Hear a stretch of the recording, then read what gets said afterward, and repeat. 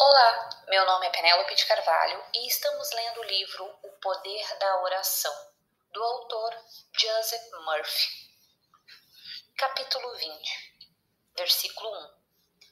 E vi descer do céu um anjo que tinha a chave do abismo e uma grande cadeia na sua mão. Versículo 2. E prendeu o dragão, a serpente antiga, que é o demônio e Satanás, e amarrou-o por 1000 anos. Versículo 3. E meteu-o no abismo e fechou-o, e pôs o selo sobre ele, para que não seduza mais as nações, até se completarem os 1000 anos. E depois disso deve ser solto por um pouco de tempo. O demônio, a nossa sensação de carência, está acorrentado, mas só por certo tempo. Quando o nosso desejo desperta, o demônio ou o aspecto negativo surge com ele. O demônio significa viver a vida ao contrário. O demônio é o nosso mal entendido, o nosso falso conceito das coisas. Vemos através de um vidro, obscuramente. Em outras palavras, não vemos como Deus vê. Quando você se une com o seu bem, vence a sensação de carência e o demônio ou a negação se solta. Mas com todo desejo surge uma sensação de carência que o desafiará por algum tempo. Versículo 5. Os outros mortos não tornarão à vida até se completarem os 1000 anos. Esta é a primeira ressurreição.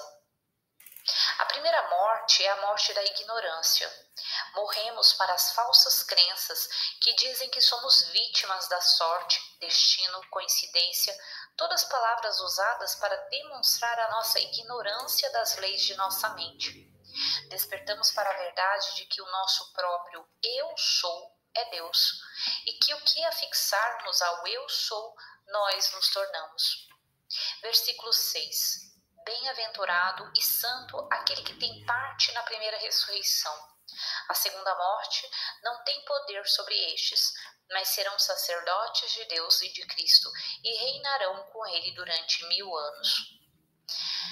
A primeira ressurreição é voltar ao consciente não condicionado, compreendendo que o que quer que declaremos e sintamos como verdade no silêncio de nossa mente. A vontade não condicionada se condicionará de acordo. Descobrimos o poder da criação e compreendemos e sabemos que a força onipotente flui pelo nosso processo de pensamento e imagens mentais, e que criamos do mesmo modo que Deus cria.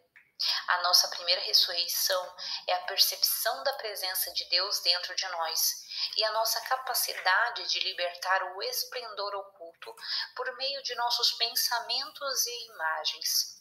A segunda morte é apenas a ressurreição do nosso desejo depois de dominarmos a sensação de carência. Capítulo 21, versículo 1.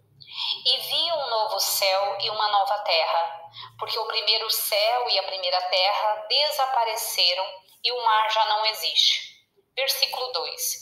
E eu, João, vi a cidade santa, a nova Jerusalém, que descia do céu de junto de Deus, adornada como uma esposa ataviada para o seu esposo. Versículo 3. E ouvi uma grande voz vinda do trono que dizia: Eis o tabernáculo de Deus com os homens, e habitará com eles, e eles serão o seu povo, e o mesmo Deus com eles será o seu Deus. Versículo 4. E Deus lhe enxugará todas as lágrimas dos olhos, e não haverá mais morte, nem choro, nem gritos, nem dor, porque as primeiras coisas passaram. O céu significa percepção. A terra significa manifestação.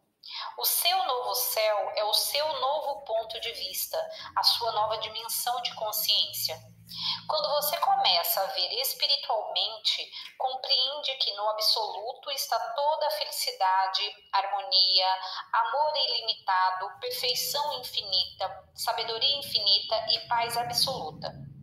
Quando você começa a identificar-se com essas verdades, O mar ou ondas de medo, dúvida, preocupação e ansiedade desaparecem e a sua mente torna-se serena, repousada, cheia de fé e confiança.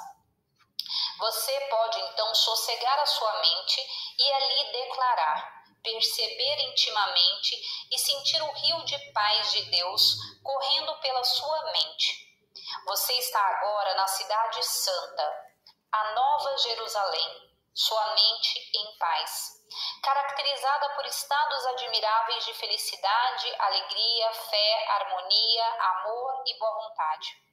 A sua mente está vestida com a beleza radiante de Deus e o seu estado de espírito é exaltado, nobre, sublime. Você é como uma esposa ataviada para o marido, conforme diz o versículo 2. No sentido de se ter casado mental e espiritualmente com o seu Deus e todas as coisas boas. Você está com a sua veste nupcial porque está sintonizado com o infinito e as verdades eternas de Deus impregnam constantemente a sua mente. Você também compreende a verdade do versículo 3, ou seja, que você é o tabernáculo de Deus, pois todo homem abriga Deus. A mente e espírito do homem são a presença de Deus nele. Deus é a vida e Deus é tudo o que existe e, portanto, a vida de Deus é a vida do homem. O Divino Espírito Santo satura e enche todas as partes do seu ser. Cada homem é a expressão de Deus ou a individualização da consciência de Deus, o que é outra maneira de dizer a mesma coisa. O versículo 4 lembra-nos que quando compreendemos a verdade sobre Deus, compreendemos que Deus não pode ficar doente, não pode morrer, nem sofrer frustrações, nem sofrer ou ficar triste. Você chega à conclusão de que é tudo ilusão de sofrer, tristeza, suspiros e dor. Como Deus poderia sofrer? Como Deus poderia morrer? Como Deus poderia aprender alguma coisa? Como Deus poderia viajar? Comece agora a declarar que o que é verdade para Deus é verdade para você. E Deus enxugará as lágrimas dos seus olhos e não existirá mais em você tristeza, dor, doença, suspiros ou lágrimas. Você verá que está repleto de Deus e preso de um frenesi divino. Você recebeu o antídoto espiritual que enxuga todas as lágrimas de seus olhos e não haverá mais choro. Versículo 5. E o que estava sentado no trono disse: Eis que eu renovo todas as coisas. E disse-me: Escreve, porque essas palavras são muito fiéis e verdadeiras. O trono mencionado é o seu próprio consciente disciplinado. Você tem a autoridade de separar o joio do trigo, o falso do verdadeiro. A sua percepção espiritual lhe permite fazer o julgamento de todas as ideias, teorias, conceitos e pensamentos que lhe vêm à mente. A sua decisão baseia-se numa medida espiritual de todas as coisas que sejam verdadeiras, amáveis, justas e de boa reputação. Se algum pensamento, conceito ou opinião não se adaptar a isso, você os rejeita como indignos da casa de Deus, a sua própria mente. Você está agora em posição de renovar todas as coisas em seu mundo, devido aos seus novos conceitos, imagens e postulados. Toda a névoa da mente humana se dissolve ao sol do amor de Deus. Versículo 6. E disse-me: Está feito. Eu sou o Alfa e o Ômega, o princípio e o fim. Eu darei gratuitamente a beber da fonte da água da vida ao que tiver sede. Alfa é a nossa ideia, nosso conceito. Ômega é a realização ou manifestação dessa ideia. O carvalho está na bolota, a maçã na semente da maçã. Se você se detiver em sua ideia ou meditar sobre ela e pensar nela com um interesse sincero, verá que a ideia começa a dominá-lo e dirigir os seus atos de acordo com a natureza da ideia. Ao escrever este capítulo, fui interrompido por um telefonema internacional de uma moça em Paris, que está pensando em apresentar seu talento pela televisão. Disse que tinha recebido um contrato pouco antes e queria contar-me a respeito. Queria muito exprimir-se e pensara na ideia com confiança e positivamente. Havia alguns meses que nutria aquela ideia, dando-lhe vida com o seu calor e entusiasmo. O contrato foi apenas uma resposta ao trabalho da ideia em sua mente. Quando você sente a realidade da ideia na mente, o subconsciente toma conta do caso e obriga você a representar o papel envolvido pela ideia. O princípio e o fim são o mesmo. A semente tem a sua própria matemática e mecânica dentro de si. Tem a sua vitalidade inerente e seu próprio processo de desenvolvimento. O mesmo se aplica à sua ideia. Ela tem o poder de se manifestar. Em outras palavras, a ideia executa-se por si própria. O cientista moderno, trabalhando num laboratório, acredita na possibilidade da execução da ideia. Há cerca de 100 anos, o Dr. Phineas Kimby, pioneiro dos processos curadores da mente, disse: verifiquei que se eu realmente acreditasse numa coisa, o efeito se seguiria, quer eu estivesse pensando naquilo ou não. Acreditar significa aceitar a ideia como verdadeira. Jogue a semente, ideia, no solo fértil, receptivo, da sua mente, e a inteligência criadora que se acha nas profundezas do seu subconsciente fará o resto. Você então descobrirá que alfa é o seu pensamento ou ideia e ômega a sua objetivação, que os dois são o mesmo, o princípio foi o pensamento e o fim foi a sua forma e função. Versículo 16. E a cidade é quadrangular e tão comprida como larga, e mediu a cidade com a cana de ouro até 12.000 estádios, e o seu comprimento, e a sua altura e a sua largura são iguais. Versículo 17. Mediu também o seu muro até 144 côvados, da medida de homem que era do anjo. Versículo 18. E o muro era construído de jaspe, e a mesma cidade era de ouro puro, semelhante do vidro claro. Versículo 19. E os fundamentos do muro da cidade eram ornados de toda qualidade de pedras preciosas. O primeiro fundamento era de jaspe, o segundo de safira, o terceiro de calcedônia, o quarto de esmeralda. Versículo 20. O quinto de sardônica, o sexto de sárdio, o sétimo de crisólito, o oitavo de berilo, o nono de topázio, o 10º de crisopraso, o 11º de jacinto, o 12º de ametista. A cidade é a sua consciência. E o fato dela ser quadrangular significa que o homem é o cubo, um símbolo de uma figura perfeita.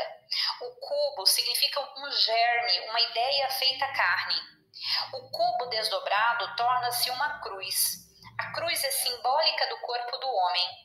O muro é a radiação emanando de dentro e de fora de nós quando estamos em paz e cheios da sua luz. As 12 portas e as 12 pedras preciosas representam as 12 faculdades ou disciplinas da mente. São as seguintes: 1. Percepção. 2. Fé, confiança. 3. Juízo correto. 4. Amor. 5. Persistência. 6. Imaginação disciplinada. 7. Compreensão. 8. Desejo. 9. Discernimento. 10. Louvor, gratidão. 11. Zelo, audição interior. 12. Desprendimento. Quando o absoluto se torna relativo, é que passou do estado sem forma para o limitado. Chama-se a isso a crucificação, ou passar do invisível para o visível. Sempre que você passar do escuro para a luz, da dor para a paz, da ignorância para a sabedoria, terá experimentado uma crucificação psicológica ou uma travessia da limitação para a liberdade. Os muros mediam 144 côvados, o que significa a multiplicação e ampliação dos seus 12 poderes. Começando a disciplinar as suas 12 faculdades, você amplifica e aumenta a sua audição, visão, juízo e todas as outras faculdades. Versículo 21. E as 12 portas eram 12 pérolas, e cada porta era feita de uma pérola. E a praça da cidade era de ouro puro, como vidro transparente. Versículo 22. E não vi templo nela, porque o Senhor Deus onipotente e o Cordeiro são o seu templo. Versículo 23. E esta cidade não tem necessidade de sol nem de lua que a ilumine, porque a claridade de Deus a ilumina e a sua lâmpada é o Cordeiro. Ouro representa o poder de Deus e a beleza da santidade, integridade.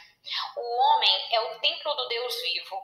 O dia virá em que você não olhará mais para o templo exterior, embora necessário e essencial a milhões, mas encontrará o santuário interior. Você não terá necessidade de um prédio, música, incenso, velas, imagens, liturgia, cerimônias, rituais para lembrar-se de Deus. As cerimônias e rituais, em muitos casos, tendem a empolgar ou hipnotizar a pessoa, dando-lhe a ilusão de que está comungando com Deus. Você pode ser transportado pelos seus 5 sentidos e mesmo influenciado somente pela visão e pelo som. A oração é uma comunhão íntima com Deus, um movimento do coração em que você sente e prova o Senhor e o acha bom. Entrar no templo, a sua mente, não tem nada a ver com os 5 sentidos. Você deve fechar a porta dos 5 sentidos e comungar com Deus no silêncio da sua alma e ouvir a voz divina que fala com a alma em paz.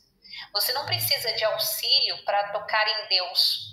Pode entrar em contato com a presença divina por meio do seu pensamento.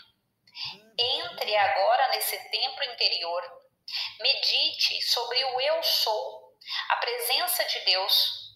Pense em tudo que você sabe sobre Deus e você se perderá na alegria e maravilha de tudo isso. Compreenderá que você é, na verdade, um espírito e que pensa, sente e age como espírito. Ali não há templo, nenhum santuário, mas a inteligência infinita de Deus é a sua luz. Você é um com o Espírito total, Espírito Santo. O Espírito de Deus é o seu espírito. A mente dele é a sua mente. A paz divina é a sua paz. E o amor de Deus é o seu amor. Você experimentou um momento que dura para sempre. Você descobre que sob todo o caos, confusão e luta no mundo, existe uma paz eterna, harmonia absoluta, beleza indescritível e ventura. Você sentirá que todos os homens são um e que as torrentes da multiplicidade correm de volta à unidade. Na meditação, você se dirige interiormente para o verdadeiro. E à medida que você se interioriza, percebe primeiro que essa coisa chamada corpo é muito irreal. E a terra em que você se acha torna-se irreal. A vida externa torna-se o sonho. E a vida interior desperta e se dirige cada vez mais para dentro.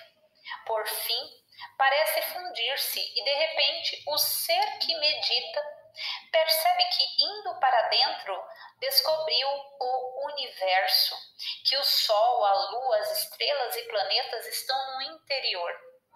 Pela primeira vez, você sabe que os planetas são pensamentos, que os sóis e luas são pensamentos e que o seu próprio consciente é a realização que o sustém a todos, que temporariamente no espaço movem-se os sonhos do sonhador. E os mundos, sóis e luas são pensamentos do pensador. Os olhos dele estão fechados e ele está meditando. E nós somos a sua meditação. É o consciente meditando sobre os mistérios de si mesmo. Este é o templo aonde você vai quando reza. Não precisa do sol nem da lua, pois a glória de Deus o ilumina e o Cordeiro, ou seu Eu sou é a sua lâmpada. Último capítulo, capítulo 22. Versículo 1. E mostrou-me um rio de água viva, resplandecente como cristal, que saía do trono de Deus e do Cordeiro. Versículo 2. No meio da praça da cidade, de um e outro lado do rio, estava a árvore da vida, que dá 12 frutos, produzindo em cada mês o seu fruto, e as folhas da árvore servem para a saúde das nações. Podemos beber da fonte que nunca seca. Podemos impregnar-nos de inspiração, alegria, paz, amor e felicidade. O princípio da vida sustenta todo o universo e alimenta trilhões de peixes no mar, pássaros no ar e todos os animais terrestres. Seu infindável oceano de provisões move-se sem cessar, incansável, sem fim e copiosamente para todos. O homem deve ter uma taça, uma mente aberta, e receber as bênçãos de Deus que fluem pelo rio da mente para todos os homens por toda parte. A árvore da vida é a presença de Deus em você, e os seus 12 poderes representam os 12 frutos. A árvore de Natal está dentro de você, e todas as espécies de frutos estão ali penduradas. A vida é uma dádiva para você. Você não precisa merecer a vida. A vida de Deus lhe foi dada quando você nasceu. Mas você deve comer os frutos da árvore, como os frutos da paz, orientação, amor, alegria, bondade, verdade e beleza. Todos esses e muitos mais lhe foram dados desde o início dos tempos. As folhas das árvores são os pensamentos e valores espirituais que trazem a harmonia, paz e saúde para todos os homens. Versículo 10. E disse-me: não seles as palavras da profecia deste livro, porque o tempo está próximo. Versículo 11. Aquele que comete injustiça, cometa-a ainda. Aquele que é impuro, continue na impureza. Aquele que é justo, justifique-se mais. E aquele que é santo, santifique-se mais. Profecia, como você já aprendeu, é o seu próprio sentimento interior, a sua fé, seu estado de espírito que determina o que está por vir. Seja o que for que você estiver planejando para o futuro, está planejando agora. O futuro são sempre os seus pensamentos presentes tornados visíveis. Aquilo com que você se unir mental e emocionalmente é uma profecia daquilo que está para vir. Você é o seu profeta. Seja um verdadeiro profeta. Seja um bom profeta. Espere somente uma boa sorte e a boa sorte será sua.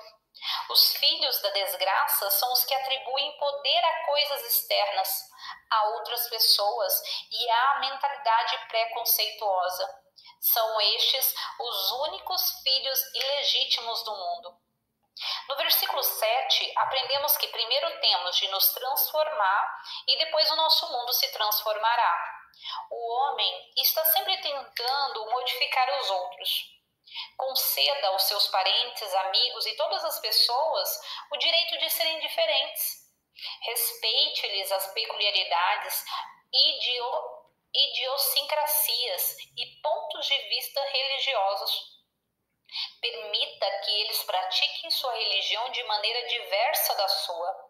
Alegre-se por existirem católicos, judeus, protestantes, budistas e outras organizações religiosas. Se o outro for mau e mesquinho, não há motivo para que você o seja. Você está aqui para deixar brilhar a sua luz de tal modo diante dos homens que eles vejam as suas boas obras, dando desse modo bom exemplo a todos. Passe o seu tempo irradiando a glória, a beleza e o amor de Deus, e não se importe se o outro o fizer ou não. Modifique-se, e modificando-se, o seu mundo magicamente se moldará à imagem e semelhança do seu conceito de si. Identifique-se com o agradável e não poderá ser o desagradável. Como seus olhos estão identificados com a beleza, você não pode ver as coisas feias da vida. Encha a sua alma de amor e você descobrirá que o amor transcende todos os credos e dogmas. Versículo 16. Eu, Jesus, enviei o meu anjo para vos atestar estas coisas nas igrejas. Eu sou a raiz e a geração de Davi, a estrela resplandecente da manhã. Jesus simboliza o seu desejo, que é como a estrela d'alva que anuncia o nascer do sol, que redime a terra das trevas e da sombra e ilumina o céu em toda a sua glória. O seu desejo também anuncia o nascimento do seu Salvador, pois a realização do seu desejo o salva de qualquer dificuldade, seja qual for. O seu desejo é a raiz e o rebento de Davi, pois Davi significa o amor de Deus, e o seu desejo é o amor da vida para exprimir-se por você. É a promessa de Deus em seu coração, dizendo-lhe que você pode elevar-se e tornar-se o que quiser ser. A estrela resplandecente da manhã é a sua convicção íntima de sua capacidade de realizar tudo quanto empreender.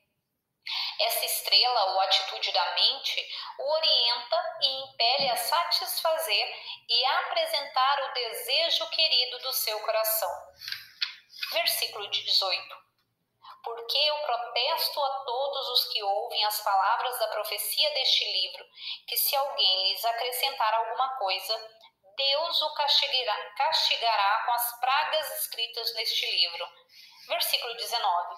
E se alguém tirar qualquer coisa das palavras da profecia deste livro, Deus lhe tirará a sua parte do livro da vida e da cidade santa e das coisas que estão escritas neste livro.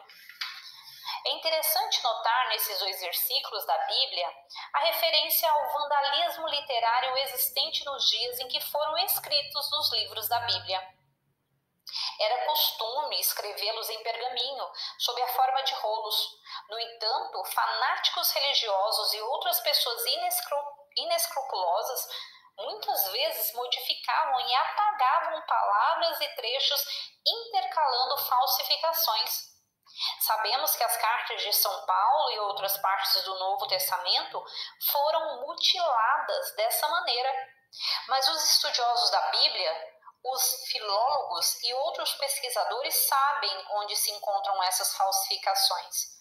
Não há dúvida de que os fanáticos religiosos foram impedidos de interferir no conteúdo do livro da Revelação, pois que interpretavam a Bíblia ao pé da letra, sem compreender o significado oculto é a essência de toda a mensagem.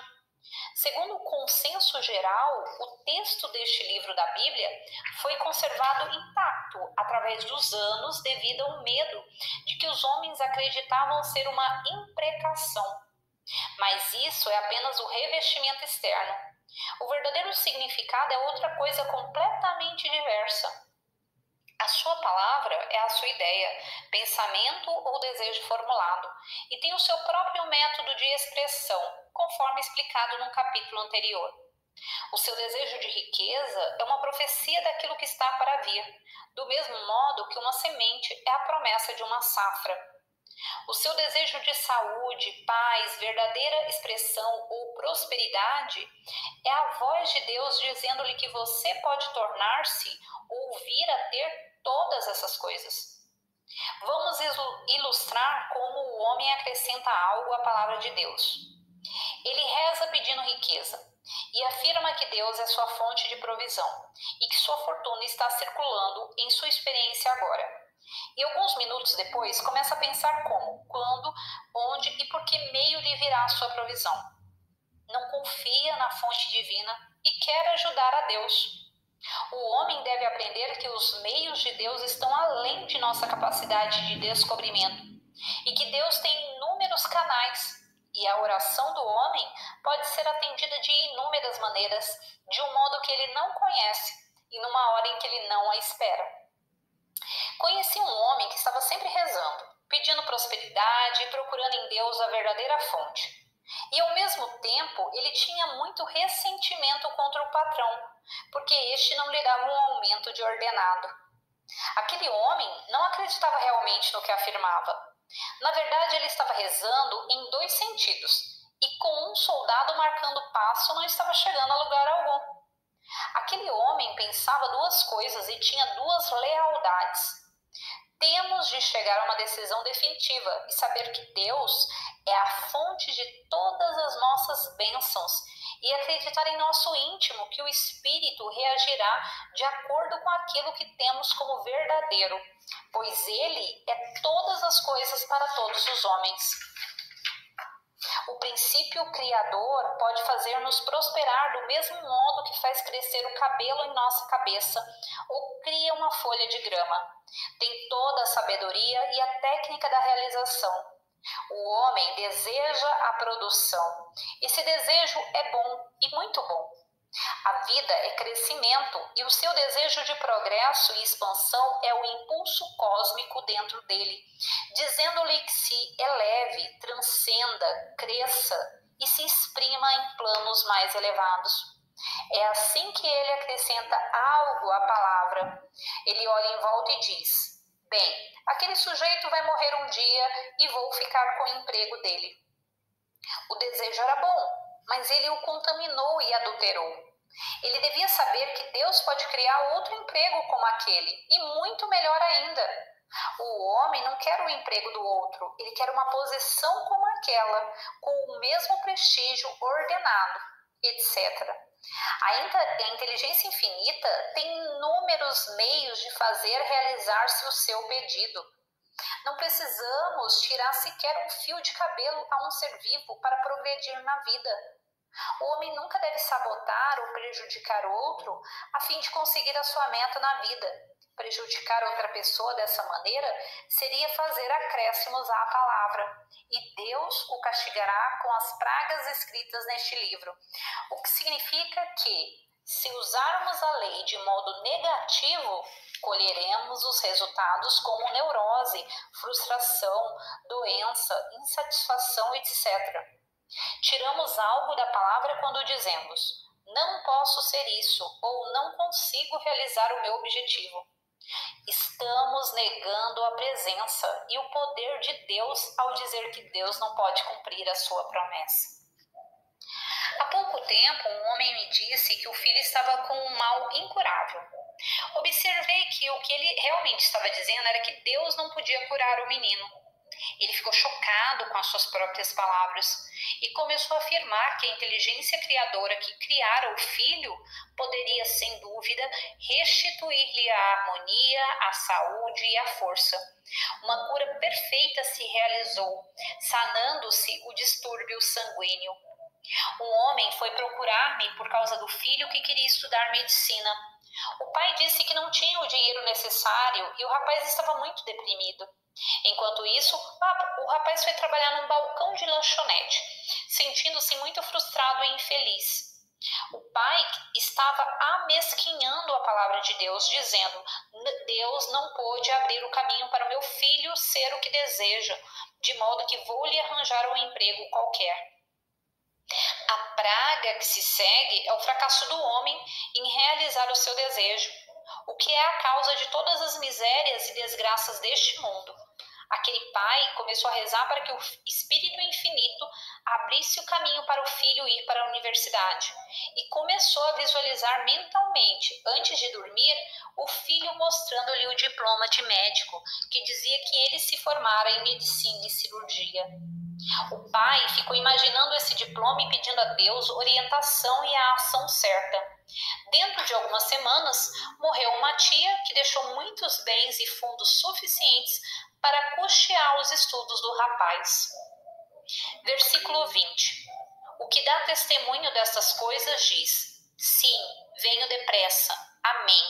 Vem, Senhor Jesus. Versículo 21. A graça de nosso Senhor Jesus Cristo esteja com todos vós. Amém. A palavra amém significa a união sincrônica ou o acordo de sua mente consciente e subconsciente. Já não há qualquer dúvida e a sua oração está atendida. O Senhor Jesus é a lei do eu sou. E essa lei é eu sou aquilo que contemplo. Eu sou aquilo que eu próprio sinto ser. Você protesta e dá testemunho das verdades de Deus, exprimindo suas qualidades e atributos e potencialidades em seu corpo, mente e circunstâncias. O infinito responde depressa às suas convicções íntimas e à sua lealdade e dedicação de toda a alma. Caminhe na luz ou percepção de que é completamente impossível a sua oração falhar. Caminhe consciente de que no momento em que você pedir, está feito e maravilhas acontecerão quando você rezar. O versículo 21 diz que o eu sou dentro de você é Cristo ou o Salvador, ou que a lei do eu sou é a solução de todos os seus problemas. O que você acrescentar ao eu sou, nisso você se torna. Você agora pode sentir: eu sou livre, eu sou forte, eu sou iluminado, etc. E quando declarar e sentir, assim se tornará. Você encontrou o seu Salvador, pois é o seu próprio Salvador. O seu ser é Deus. A lei de Deus significa a maneira de Deus trabalhar. Aquilo em que você meditar, você se torna. Em cada dia de nossas vidas, devemos começar a meditar sobre a beleza, a glória e a profundidade do eterno. Pensando nas verdades eternas dentro de nós, encontramos uma paz eterna que se estende além das estrelas, além do tempo e do espaço. Quando estamos imbuídos de ideais elevados, quando temos pensamentos universais, as coisas pequenas desaparecem e todas as mesquinharinhas da vida tornam-se inconsequentes e são esquecidas. A nossa alma chega a encher-se da glória do todo e as limitações e restrições de nossa vida diária desaparecem. Vemos que esse estado de espírito feliz nos eleva e nos põe em harmonia com a mente universal de Deus. Quando a cupidez, o ciúme, a discórdia e outros conceitos estreitos que nos prendem à roda da dor desaparecem de nosso consciente, esquecidos na alegria da verdade, não somos mais filhos do homem e nos tornamos filhos de Deus. Nós nos tornamos um na perspectiva universal. A meditação constante, quer num bosque, quer no seu lar, ou onde quer que você esteja, faz com que a sua alma vibre como se tocada por uma harmonia divina e um sentimento arrebatador e palpitante invade todo o seu corpo. É como se a melodia dos deuses fosse tocada nas cordas do seu coração. Para concluir, meditemos esta verdade profunda. Caríssimos, agora somos filhos de Deus, mas não se manifestou ainda o que seremos. Sabemos que quando Ele se manifestar, seremos semelhantes a Ele, porque o veremos como Ele é. 1 João, capítulo 3, versículo 2. Finalizamos aqui esse maravilhoso livro que eu particularmente adorei ler pela primeira vez aqui com vocês, O Poder da Oração, do Dr. Joseph Murphy. E quem quiser ouvir de novo, está os vídeos lá no YouTube, no meu canal do YouTube. Gratidão, muito obrigada. Tchau, tchau.